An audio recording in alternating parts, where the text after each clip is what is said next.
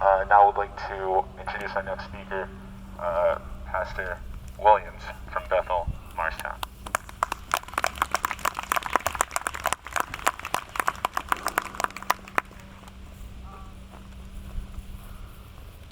Check. I do have a mask. Good evening, good afternoon. I was wondering what I would share in this moment for Amani.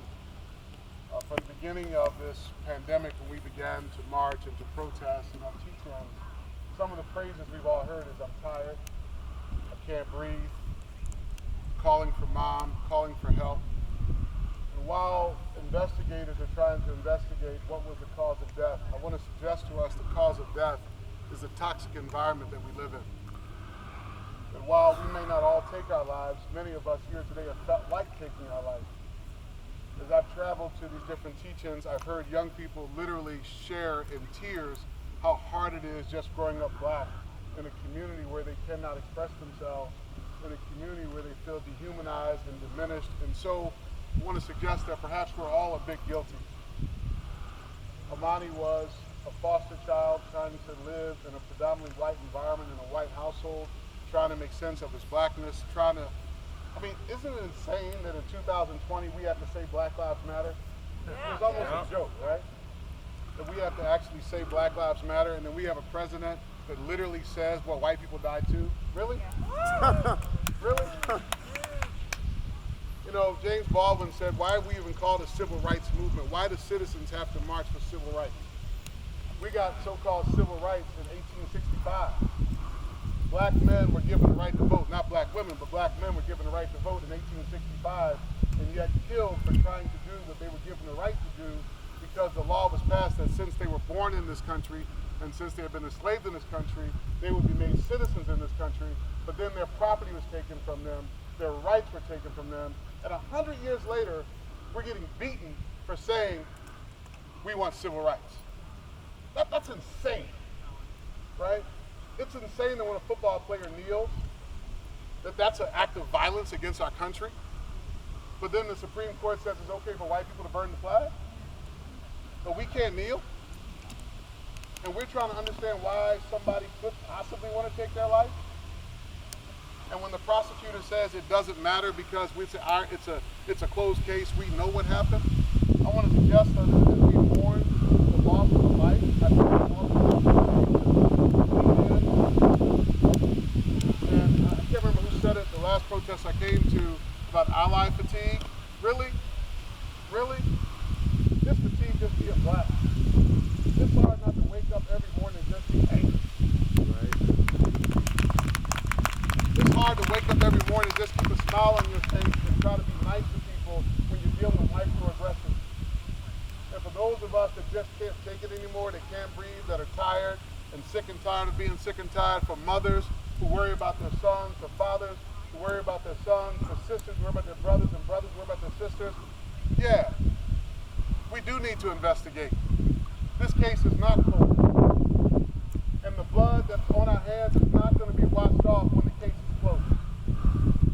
But we really need to ask the question, how much longer do we have to actually make the statement that Black Lives Matter?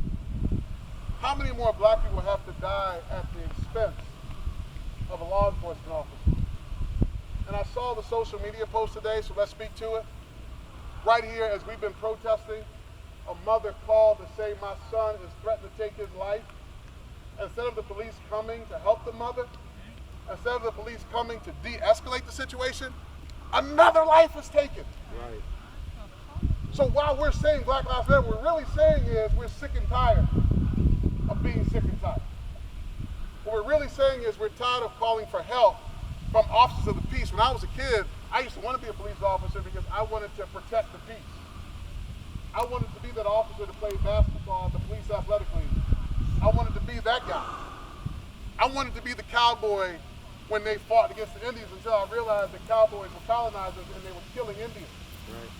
I stopped wanting to be a police officer and I realized they're not really about protecting the peace, but about enforcing unjust laws on black and brown bodies. And so tonight when I got the invitation to come, this is a time of lament. This is a time of breathing. And you may have heard me say this, and I want to explain why I say this over and over and over again. But if you've ever read a Bible, I want you to read the book of Amos chapter 5. I'm not making this up. The prophet Amos told the people in chapter 5, God is tired of your worship service. God is tired of your songs. God is tired of your so-called fake praise.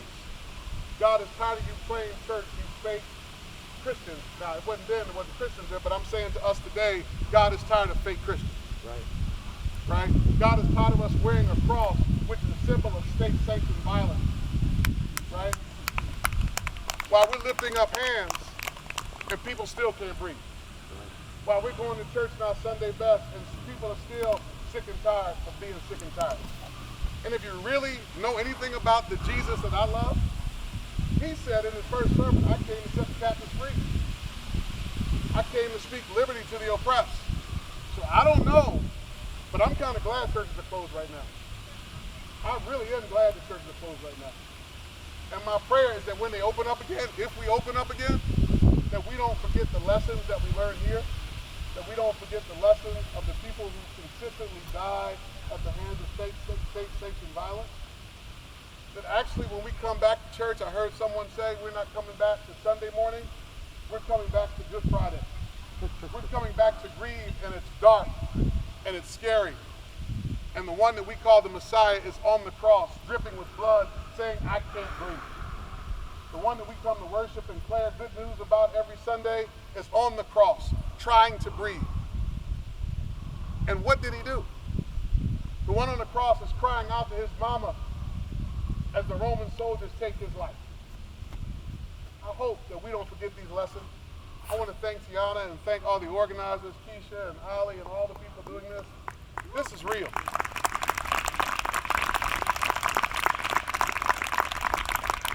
And my prayer, real talk, my prayer is that we put our words into action. I was on a conference call on the way here because this young man got a drug problem. But the person who was selling him drugs from Pennsylvania brought 2 guns into New Jersey. That's against the law, right?